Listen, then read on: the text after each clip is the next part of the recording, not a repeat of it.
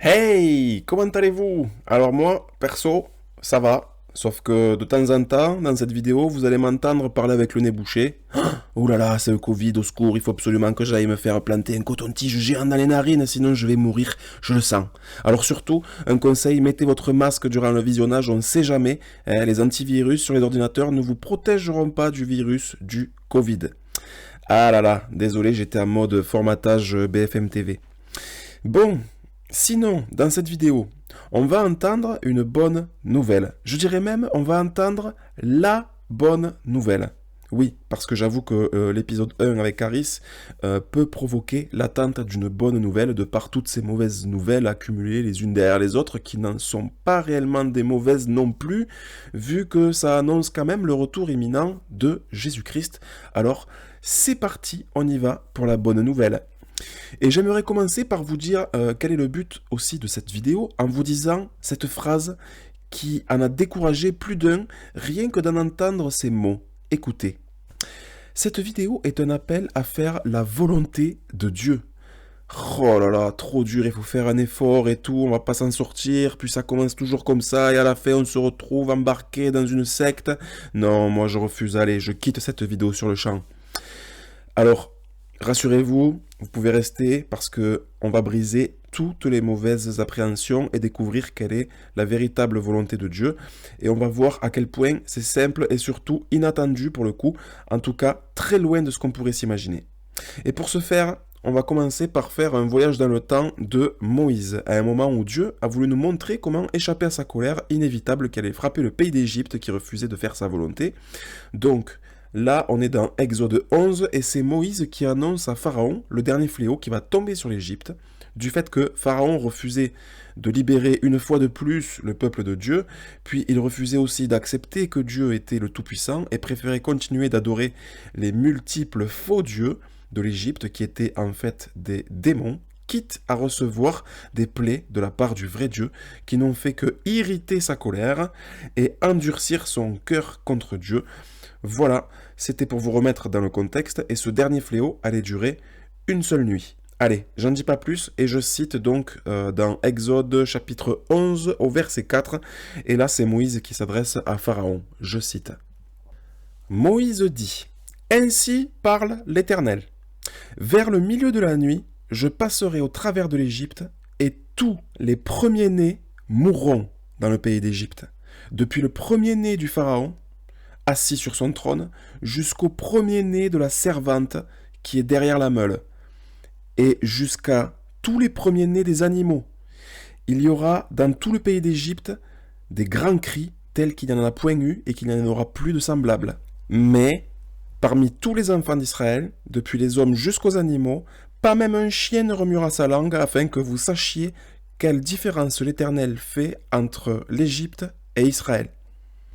Donc ça, en fait, c'était une préfiguration pour nous montrer quelle différence Dieu fait entre les croyants et les non-croyants. Là, on passe à Exode 12. L'Éternel dit à Moïse et à Aaron, dans le pays d'Égypte, ce mois-ci sera pour vous le premier des mois, et il sera pour vous le premier des mois de l'année. Alors, déjà, là, Dieu fixe un calendrier à suivre par rapport à ce jour particulier. Je vous rassure, on ne suit plus ce calendrier depuis longtemps. Il y a eu des gens comme César et d'autres, par exemple, qui ont changé la donne. Mais bon, je dis ça, je dis rien. Bref. Donc ce jour-là, Dieu dit ce qu'il y a à faire pour être épargné de ce fléau qui allait tomber. Écoutez bien parce que là, c'est maintenant que ça commence et tout ce qui va être cité sera à retenir pour la suite. C'est parti. On prendra un agneau. Un agneau pour chaque famille, un agneau pour chaque maison. Et pas n'importe quel agneau, non. Écoutez bien, ce sera un agneau sans tache, mâle, âgé d'un an. Et qu'est-ce qu'on en fait de cet agneau? Eh bien, on prendra de son sang et on en mettra sur les deux poteaux et sur le linteau de la porte des maisons où on le mangera. Ok, donc en gros, on repeint le cadre de la porte avec le sang de l'agneau. Et cette même nuit, on en mangera la chair rôtie au feu. donc en barbecue ou en méchoui. Vous ne le mangerez pas à demi-cuit ou bouilli dans l'eau, donc pas en sauce à la manière d'un couscous par exemple, même si c'est très bon, mais juste grillé au feu. Bon. On nous précise aussi qu'il faudra tout manger jusqu'au petit matin, et s'il en reste un peu, ben c'est pas grave, on le brûle au feu. Donc barbecue et nuit blanche en famille et avec les voisins. Et ça, écoutez ce que c'est. Je cite. C'est la Pâque de l'Éternel. Alors vous vous dites sûrement, ouais, et alors, ça nous fait une belle jambe. Alors écoutez ce que ça fait en réalité. Et là, c'est Dieu qui parle. Je cite au verset 12. Cette nuit-là, je passerai dans le pays d'Égypte, et je frapperai tous les premiers-nés du pays d'Égypte, depuis les hommes jusqu'aux animaux. Et j'exercerai des jugements contre tous les dieux de l'Égypte. Je suis l'Éternel. Écoutez bien. Le sang, donc de l'agneau, servira de signe sur les maisons où vous serez. Je verrai le sang et je passerai par-dessus vous. Et il n'y aura point de plaie qui vous détruise quand je frapperai le pays d'Égypte. Vous conserverez le souvenir de ce jour et vous le célébrerez par une fête en l'honneur de l'Éternel. Vous le célébrerez comme une loi perpétuelle pour vos descendants. C'est pas une loi, mais c'est comme une loi, mais perpétuelle pour vos descendants. Alors, entre parenthèses, au passage, voici à quoi servait le sang de l'agneau sacrifié. C'était pour laver les péchés des hommes. C'était une loi que tout le monde pratiquait à l'époque de l'Ancien Testament. Fin de la parenthèse. Bon, voilà ce qu'il fallait retenir. C'est que pour être épargné de la colère de Dieu, il faut faire sa volonté, et sa volonté, c'est que vous preniez un agneau sans tache, donc sans défaut, mâle, que vous prenez son sang pour repeindre le cadre de la porte de la maison, et que vous le mangez au barbecue, en famille, avec les voisins, toute la nuit, en faisant la fête. Et ça nous sauve. Ça va, c'est facile. En plus là, on est à la fin des temps, franchement, c'est cool comme solution pour être sauvé. Bon ok, je sais ce que vous vous dites. C'est que c'est bien beau tout ça, mais ça va être très compliqué de faire la volonté de Dieu parce qu'on est bien d'accord qu'aujourd'hui, si on prend un agneau vivant, ça veut dire qu'il faut le tuer. Donc, c'est chaud quand même. Même moi, je me le sens pas. Et puis, les voisins peuvent nous voir. Et tout ça, ça craint quand même, on est d'accord.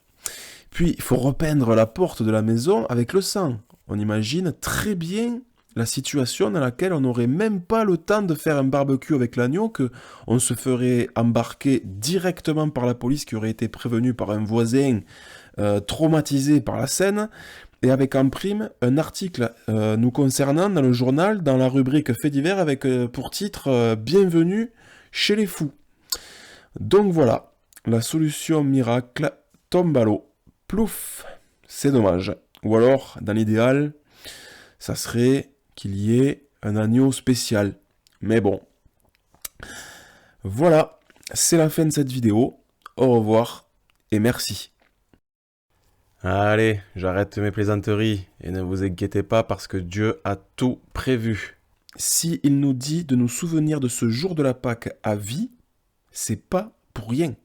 Et on va voir pourquoi. Alors je vous donne directement la réponse. C'est parce que il nous a offert un agneau spécial justement. Et on va tout de suite le découvrir. Alors, pour ce faire, je vais vous parler de l'Évangile. Évangile qui veut dire bonne nouvelle. Et vous allez voir que c'est même une excellente nouvelle. Bon, cet agneau spécial, je pense que vous l'aurez deviné, c'est Jésus. Pour vous remettre un petit peu dans le contexte, quand Marie tombe enceinte de Dieu miraculeusement, alors qu'elle n'était pas encore mariée à Joseph et toujours vierge en plus, Dieu envoie un ange pour rassurer Joseph qui s'inquiète de la situation. Et voici ce qu'il lui dit à propos de cet enfant que Marie est en train de porter. Tu lui donneras le nom de Jésus.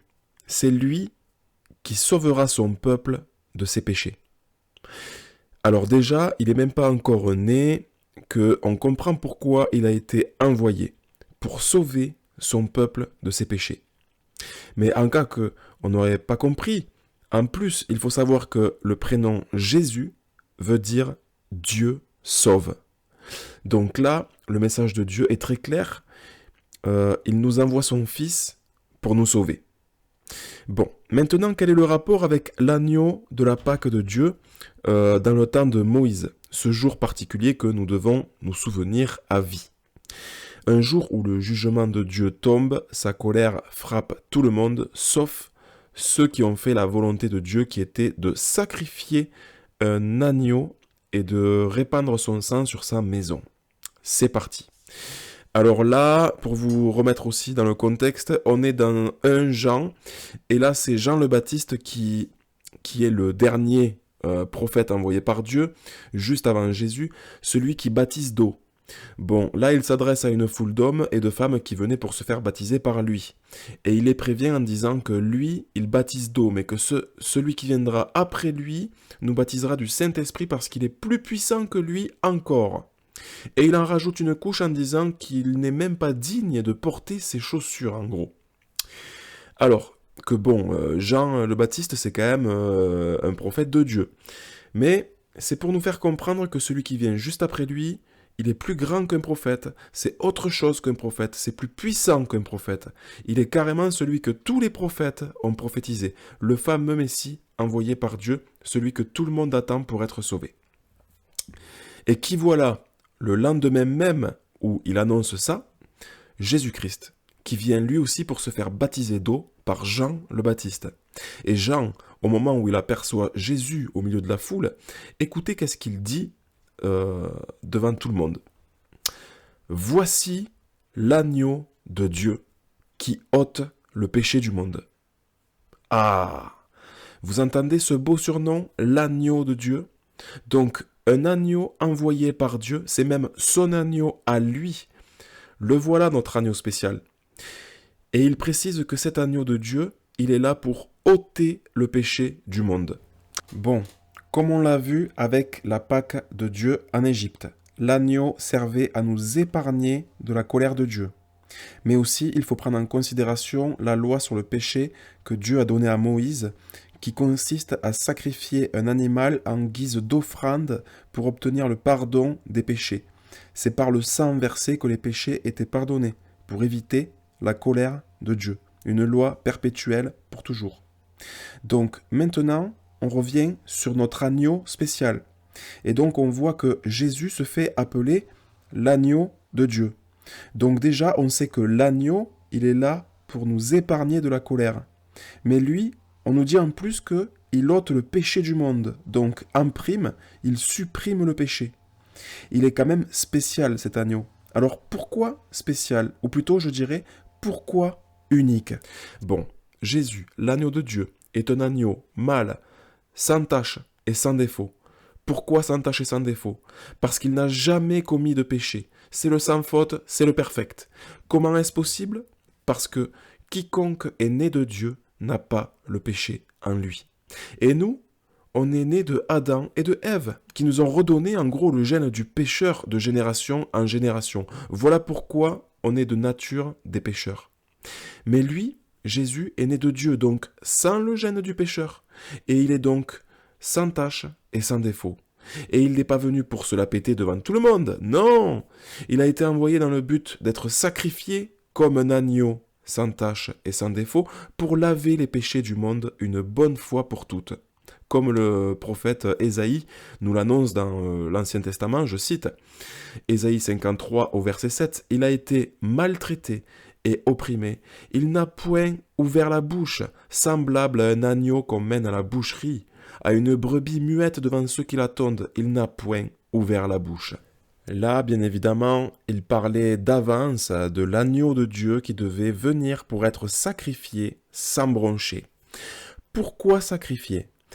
Parce que le prix à payer pour le péché, c'est la mort, dans laquelle le pécheur devra subir la colère de Dieu à vie, à mort, s'il n'a pas l'agneau spécial, bien sûr. Donc, vous comprenez bien que Dieu ne veut pas nous tuer tous, hein? Donc, Il a offert son agneau à lui en guise de sacrifice mondial pour effacer les péchés du monde entier. Oui, il fallait le sang d'un agneau pur et innocent pour acheter les impurs et les coupables. Voilà, et comme il est écrit dans 1 Pierre 1 au verset 18 à 20, ce n'est pas par les choses périssables, par de l'argent ou de l'or que vous avez été rachetés, mais par le sang précieux de Christ, comme d'un agneau sans défaut et sans tache, prédestiné avant la fondation du monde et manifesté à la fin des temps, à cause de vous, femmes et hommes pécheurs que vous êtes. Alors ça, c'est moi qui le rajoute. Vous l'aurez compris, on est à la fin des temps, et on a tous péché, hein. Et heureusement pour nous, il y a Jésus-Christ, l'agneau de Dieu qui s'est sacrifié pour nous racheter avec son sang pur. Attention, petit jeu de mots mémotechnique, sacré, fils, sacrifice. Alors comment ça marche? Comment faire pour faire partie de ces femmes et ces hommes pécheurs rachetés? Quel est le moyen d'obtenir ce cadeau du ciel, cet agneau spécial? Eh bien, le seul moyen, c'est la foi. Je vous lis et je traduis avec notre dialecte d'aujourd'hui pour que ce soit clair pour tout le monde. Alors, c'est Éphésiens 2 au verset 4 à 9, je cite. « Mais Dieu, qui est riche en miséricorde, à cause du grand amour dont il nous a aimés, nous qui étions morts par nos offenses, il nous a rendu la vie avec Christ. C'est par grâce que vous êtes sauvés. » Voilà, c'est clair. Nous, on était condamnés à mort à cause de notre péché, mais parce qu'il a un grand amour pour nous, misérables hommes pécheurs que nous sommes, il nous offre la vie éternelle grâce à Jésus-Christ qui a payé le prix fort pour nous. Je reprends au verset 7. Afin de montrer dans les siècles à venir l'infinie richesse de sa grâce. Donc l'infinie richesse de ce cadeau qu'il nous fait par sa bonté envers nous, en nous offrant son Fils Jésus-Christ. Car c'est par la grâce que vous êtes sauvés. Vous avez vu, il le dit et il le répète en boucle pour bien nous assurer que la vie éternelle nous est donnée. C'est une grâce, c'est par grâce. Ce n'est pas un but à atteindre, c'est offert gratuitement par amour pour nous. Voilà d'ailleurs la plus belle preuve d'amour déclarée au monde d'ailleurs. Et écoutez quel est le moyen d'ouvrir ce cadeau de Dieu. Je cite, « Par le moyen de la foi. Donc, si vous y croyez. » Et il nous dit, « Et cela ne vient pas de vous, c'est le don de Dieu. » C'est précis là quand même. « Ce n'est point par les œuvres afin que personne ne se glorifie. » Vous avez vu? Ça, c'est puissant. Ce n'est pas par les œuvres, donc les bonnes actions ou une bonne conduite de vie, afin que personne ne se sente supérieur ou ne se vante, et pour ne pas qu'on se dise en nous-mêmes au final, yes, super, j'ai gagné, j'ai atteint le royaume de Dieu grâce à tous mes efforts fournis, grâce à mes œuvres, grâce à ma ligne de conduite sans péché, grâce à moi, gloire à moi. Et non, ça nous condamnerait. Donc, il nous l'offre pour qu'on se dise à nous-mêmes que c'est grâce à Dieu, notre Père, et à son Fils Jésus-Christ. Et donc, par cela, on ne se rend pas gloire à nous-mêmes, mais on rend gloire à Dieu et à son Fils. Évangile veut dire bonne nouvelle. La bonne nouvelle, c'est que Dieu nous a offert la vie éternelle par le sang pur de son Fils Jésus-Christ, l'agneau spécial. Et si vous croyez en cette bonne nouvelle, alors bonne nouvelle parce que vous êtes sauvés. Et oui, c'est par le moyen de la foi en cette bonne nouvelle que vous avez la vie éternelle. Et ça, c'est la vraie volonté de notre Père. Tout à l'heure, je vous disais que faire la volonté de notre Père, c'était à la portée de tous. Alors, faire sa volonté, c'est faire ce qu'il veut. Et ce qu'il veut, c'est nous sauver. Parce qu'il nous aime d'un grand amour qu'on ne peut même pas imaginer. Ça dépasse l'entendement. Alors, écoutez quelques passages qui parlent de sa volonté dans Galates 1, 3 à 5 pour commencer. Alors je cite, « Que la grâce et la paix vous soient données de la part de Dieu le Père et de notre Seigneur Jésus-Christ, qui s'est donné lui-même pour nos péchés, afin de nous arracher du présent siècle mauvais selon la volonté de notre Dieu et Père, et de notre Seigneur Jésus-Christ, qui soit la gloire au siècle des siècles. Amen. Donc, la mort de Jésus sur la croix n'est pas une erreur, mais la volonté de Dieu qui voulait sacrifier son agneau pour nous tous, pour nous arracher de ce présent siècle mauvais. Je pense qu'on est tous témoins que plus on avance dans ce siècle, plus c'est mauvais. Mauvais pour l'avenir, mais surtout mauvais pour nous-mêmes. La tentation est partout, il y a plus trop d'amour, ni de charité, le mal prend le dessus dans tous les domaines, ça sent la guerre civile à plein nez, il y a le Covid, nos dirigeants sont corrompus comme jamais on a vu ça auparavant. Bref, tout ça c'est trop pour un seul homme pécheur, donc il a payé pour nous arracher de ce siècle mauvais. Maintenant, on lit dans Jean 6, 37 à 40, là c'est Jésus-Christ qui parle. Je cite, « Tous ceux que le Père me donne viendront à moi, et je ne mettrai pas dehors celui qui vient à moi, car je suis descendu du ciel pour faire non ma volonté, mais la volonté de celui qui m'a envoyé. Or, la volonté de celui qui m'a envoyé, c'est que je ne perde rien de tout ce qu'il m'a donné, mais que je le ressuscite au dernier jour. » Écoutez bien, c'est ultra précis maintenant. La volonté de mon Père, c'est que quiconque voit le Fils et croit en lui ne périsse point, mais qu'il ait la vie éternelle, et je le ressusciterai au dernier jour. La volonté de Dieu, donc, c'est qu'on croit en Jésus-Christ pour avoir la vie éternelle, point final. Voilà ce que Dieu veut pour nous, c'est qu'on y croit. Et c'est très simple, et surtout à la portée de tous. Écoutez Jean 3, 16 à 17. Dieu a tant aimé le monde qu'il a donné son Fils unique afin que quiconque croit en lui ne périsse point, mais qu'il ait la vie éternelle. Dieu, en effet, n'a pas envoyé son Fils, dans le monde pour qu'il juge le monde, mais pour que le monde soit sauvé par lui. Là, je pense que c'est très très clair. Alors, dans ce premier épisode de cette série, j'ai voulu montrer par le prophète Moïse avec la Pâque de Dieu qu'il s'agissait d'un signe pour reconnaître l'agneau de Dieu sacrifié pour nous sauver et épargner de sa colère. Parce que c'est écrit dans Acte 10, 43 que tous les prophètes rendent de lui le témoignage que quiconque croit en lui reçoit par son nom le pardon des péchés. En voici la preuve avec le prophète Moïse qui témoigne de ça. Puis on voit aussi dans Hébreux 11, 28, on nous dit que c'est par la foi qu'il fit la Pâque et l'aspersion du sang afin que l'exterminateur ne touchât pas au premier-né des Israélites. Et oui, il fallait quand même y croire que grâce au sang d'un agneau sur la porte de sa maison, on allait être épargné de la colère de Dieu si facilement. Et au temps du prophète Moïse, ils y ont tous cru, sans hésitation, et ça les a sauvés de la colère de Dieu quand il a frappé l'Égypte. Donc, par la foi.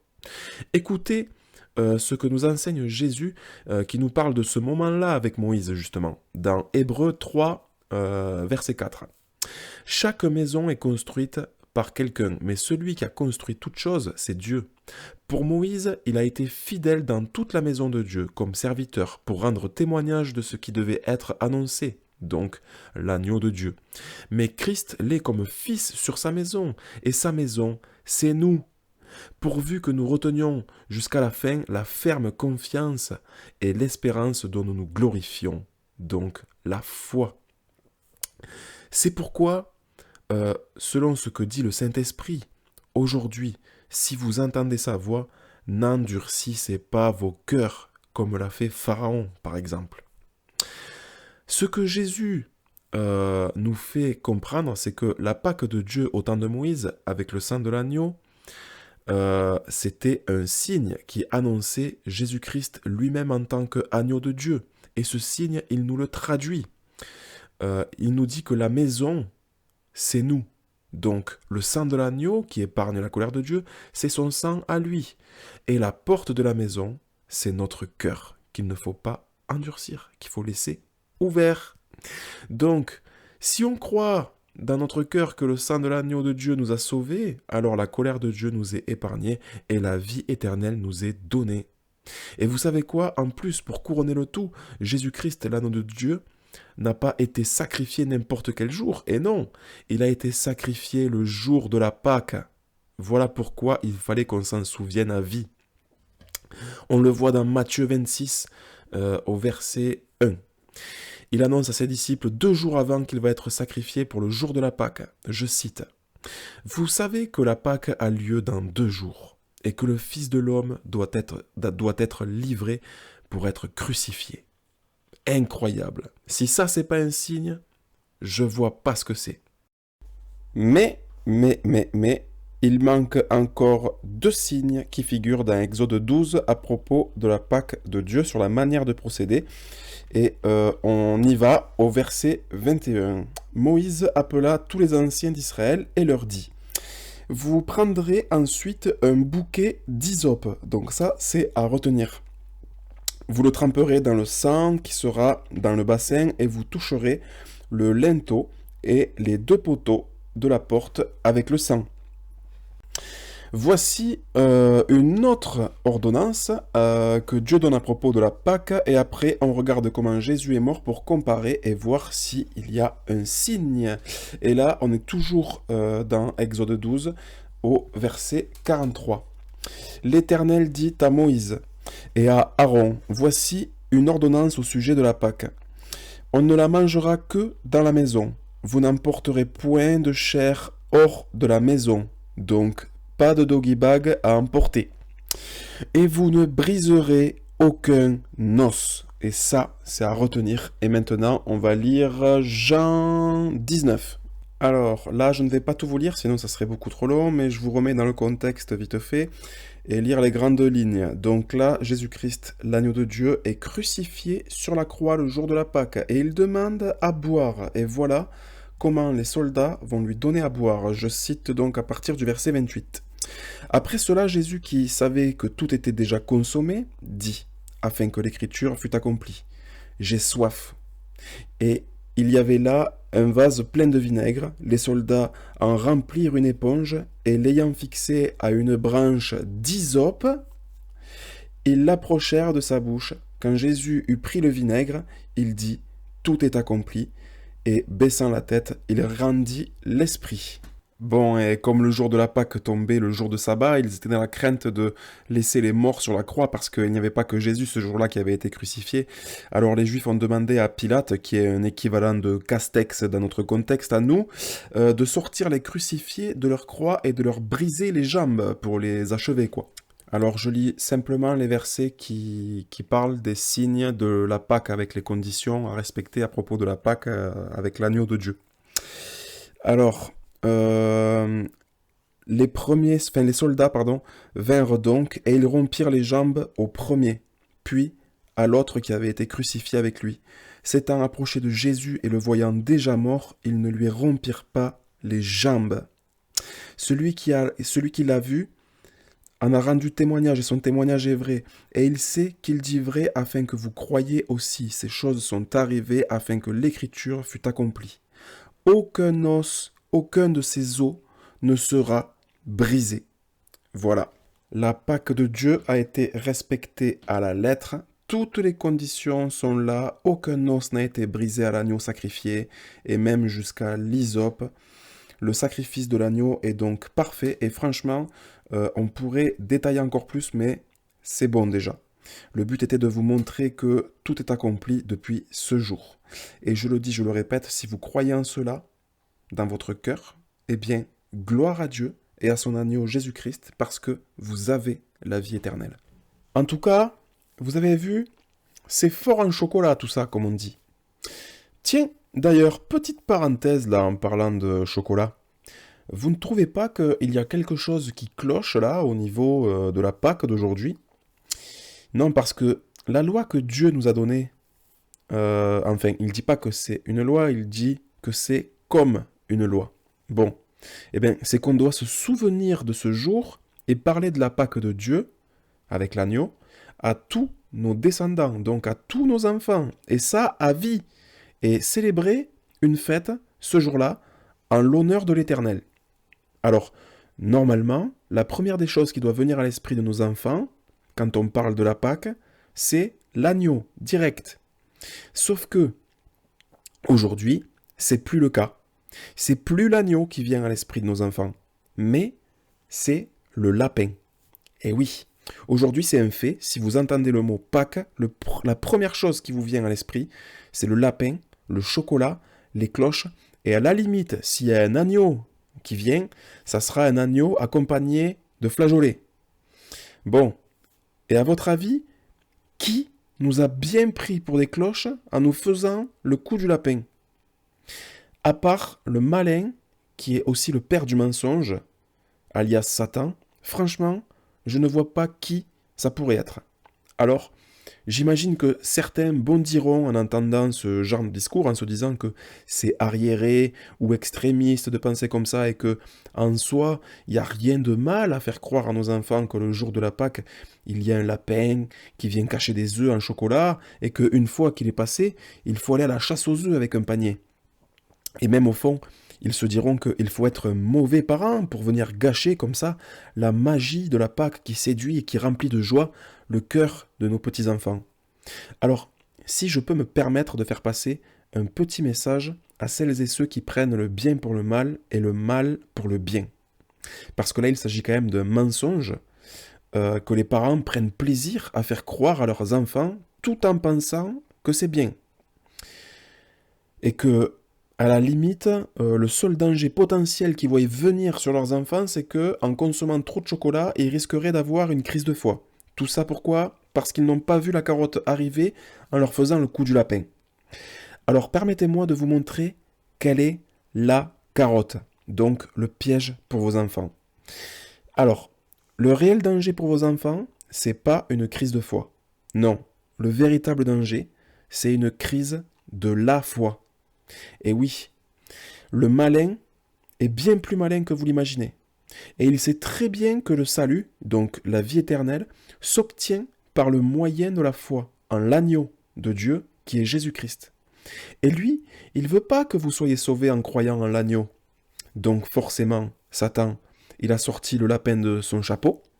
Quoi de mieux que de mettre en place une tradition mondiale le jour de la Pâque qui marche par la foi, vu que cette tradition consiste à faire croire aux enfants qu'il y a un lapin qui vient cacher des œufs en chocolat. Donc, on voit par là, encore une fois, que Satan singe Dieu en reprenant les mêmes conditions sur le principe de la foi, avec une fête célébrée chaque année comme l'ordonne la loi. Mais dans le mensonge, bien sûr. Et le but de la manœuvre, donc, vous l'aurez compris, c'est d'attaquer directement le cœur de nos enfants, vu que la foi vient du cœur. Un enfant est ouvert d'esprit. Il a un cœur disposé à croire à ce qu'on ne peut pas voir à l'œil nu, donc Dieu. Et pour preuve, il croit facilement au lapin, au Père Noël, à la petite souris, aux amis imaginaires, aux monstres du placard, bref. Donc, dans leur cœur, ils croient, durant quelques années, à l'invisible, mais dans le mensonge. Ce qui fait que, arrivé à un certain âge, ils se rendent compte qu'on leur a menti. Avec un gentil mensonge, bien sûr, hein, c'était la tradition, donc ça va, il n'y a pas mort d'homme. Et donc, à votre avis, qu'est-ce qui se passe au niveau du cœur de l'enfant? Eh bien, il se ferme à la fois en l'invisible. Le cœur se retrouve endurci. Donc, imaginez-vous, le jour de la Pâque, si un chrétien arrive vers un de ses enfants qui sont devenus des adultes, et qui leur parle de la vraie Pâque de Dieu qui consiste à croire en l'agneau de Dieu, eh bien, il va y avoir un gros problème vu que leur cœur sera fermé. Ils vous diront naturellement qu'ils ne sont plus des enfants pour aller croire à une histoire d'agneau, vu qu'on leur a déjà fait le coup du lapin. Donc ils ne peuvent quasiment plus croire. Et c'est très grave vu que c'est par la foi en Jésus-Christ que nous sommes sauvés. Et je pense que Satan, quand il voit un homme dire non, en se croyant être un adulte intelligent à qui on ne fait plus le coup du lapin, eh bien, il doit bien se frotter les mains avec un sourire jusqu'aux oreilles quand il voit que son plan fonctionne à merveille grâce à vous, chers parents, qui participez gratuitement, dans la joie et la bonne humeur, à la mort de vos enfants. Et oui, vu que c'est que en croyant en l'agneau de Dieu Jésus-Christ que nous sommes sauvés. Sinon, la colère de Dieu demeure sur nous. Et puis, au passage, remarquez à quel point le piège est ciblé. Donc là, la foi en l'agneau est remplacée par la foi au lapin. pour pas qu'on croie en Jésus-Christ. Mais il y a aussi Dieu notre Père qui est ciblé, avec la foi au Père Noël, qui vise encore une fois le cœur de nos enfants avec un mensonge qu'il faut croire. C'est l'histoire d'un père qu'on ne peut pas voir, mais lui, il nous voit. Bon, vous pouvez quand même le voir à Leclerc ou à Carrefour pour prendre une photo avec lui, ou chez vous, le jour de Noël, grâce à un oncle qui a bien voulu se prêter au jeu en se déguisant. Bref. Et donc, ce Père Noël, il nous surveille tous les jours de l'année. Et une fois par an, si vous avez été sage et que vous avez bien travaillé à l'école, vous serez récompensé par un cadeau. Grâce à l'aide d'une lettre qui consiste à communiquer ce que vous souhaitez directement au Père Noël. Un peu à la manière d'une prière donc. Et vous recevrez votre cadeau au pied de ce sapin qui cache la forêt. Donc là aussi, Satan singe Dieu en reprenant vulgairement les mêmes codes. Et avec en prime un joli détail qui figure dans son nom. Noël. En français ou en anglais, no, c'est de la négation, donc c'est non. Et el, en hébreu, ça veut dire Dieu. Donc, le Père Noël, ça nous donne nom à Dieu, le Père.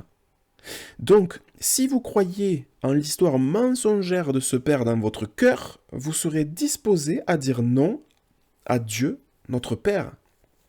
Et ça, toujours grâce aux parents qui font le sale boulot à sa place. Ne croyez pas qu'il va se salir les mains non plus. Vous avez vu? C'est beau la magie, hein? Abracadabra et paf! Ton enfant, il a le cœur fermé pour rejeter le Père et le Fils. Voilà. Il est cool ce tour de magie. Et au passage, le jour de Noël, tout le monde se souhaite un joyeux Noël. Un jour joyeux dans lequel on dit non à Dieu. Incroyable. Satan dans la Bible est aussi appelé l'adversaire. Et je pense qu'avec les deux exemples que je viens de vous citer, on a tous compris qu'il ne faut surtout pas sous-estimer notre adversaire. Le malin est très malin. Alors maintenant, je vais essayer de finir en beauté en revenant sur Exode 12 et au verset 24. Écoutez bien. Vous observerez cela comme une loi pour vous, déjà, premièrement, et pour vos enfants, à perpétuité, à vie. Vous observerez cet usage sacré, parce que c'est celui qui vous sauve. C'est par cet usage unique que vous êtes sauvés, par la foi. Et lorsque vos enfants vous diront « Que signifie pour vous cet usage ?» vous répondrez « Surtout pas par le coup du lapin, mais c'est le sacrifice de Pâques en l'honneur de l'Éternel qui est passé par-dessus les maisons des enfants d'Israël en Égypte, lorsqu'il frappa l'Égypte et qu'il sauva nos maisons. » D'accord? Souvenez-vous que Jésus, l'agneau de Dieu, celui qui a été sacrifié pour la Pâque, nous compare en disant que la maison, ça nous symbolisait à nous. Donc qu'il nous sauvait à nous. Et là, après ces mots, forcément, comme il est écrit, le peuple s'inclina et se prosterna. Tu m'étonnes. Voilà, donc j'espère qu'après avoir vu cette vidéo, vous aurez pris conscience qu'en leur faisant le coup du lapin, vous les tuez. D'ailleurs, comme le coup du lapin physiquement parlant. Et en plus, vous serez directement ou indirectement les responsables de leur mort.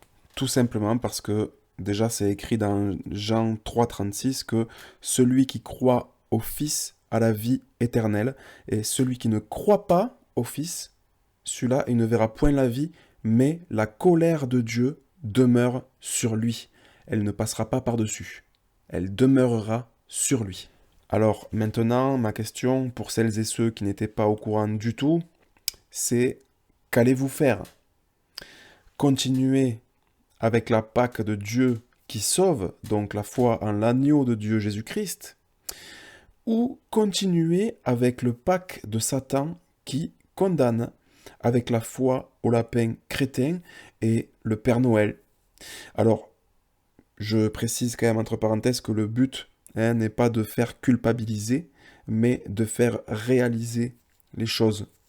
En tout cas, votre réponse ne me regarde pas. Maintenant, vous avez les cartes en main. Je finis cette vidéo avec quelques versets. C'est la dernière ligne droite, alors rassurez-vous, ça va être très rapide. C'est parti. Donc là, on est dans 1 Pierre 1, au verset 5. Vous qui, par la puissance de Dieu, êtes gardés par la foi pour le salut, prêt à être révélé dans les derniers temps. Je vous rappelle que nous vivons les derniers temps.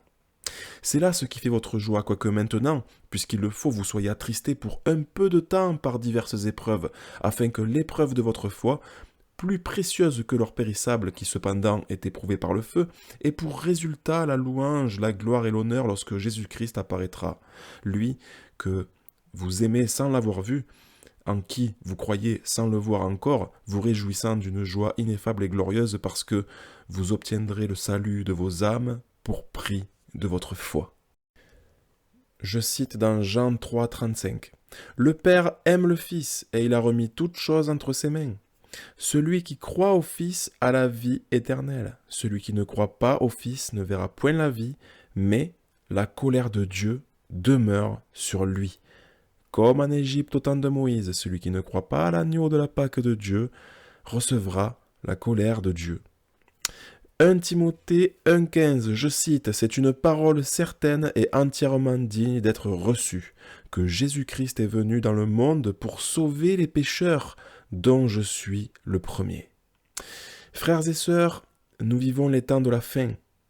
C'est peut-être dur à accepter, mais c'est un fait. Et je vous prouverai tout ça plus précisément avec les prochains épisodes. En attendant, n'endurcissez pas votre cœur. Brisez votre cœur de pierre pour laisser place à un cœur de chair aspergé par le sang de Christ. Attention, encore un petit jeu de mots mémotechniques. Il est mort à la croix et sur nos péchés, il a fait une croix pour sauver ceux qui croient. Je finis avec Apocalypse 3 au verset 20. C'est Jésus-Christ qui parle. Écoutez bien. « Voici, je me tiens à la porte et je frappe. Si quelqu'un entend ma voix et ouvre la porte, je souperai avec lui et lui avec moi. Celui qui vaincra, je le ferai asseoir avec moi sur mon trône comme moi j'ai vaincu et me suis assis avec mon Père sur son trône. » Voilà, c'est enfin la fin de cet épisode, mais c'est aussi enfin la fin des temps. Donc bon, j'insiste encore avec ça. Pour tous les incroyants, bien sûr, repentez-vous de votre incroyance et soyez sauvés par votre foi en Jésus-Christ. Vous qui entendez frapper, ouvrez la porte de votre maison et laissez entrer l'agneau de Dieu. Gardez la foi jusqu'au bout. Vraiment, c'est le plus important à retenir de tout ça. Et pour finir, que la grâce soit avec vous. Bisous.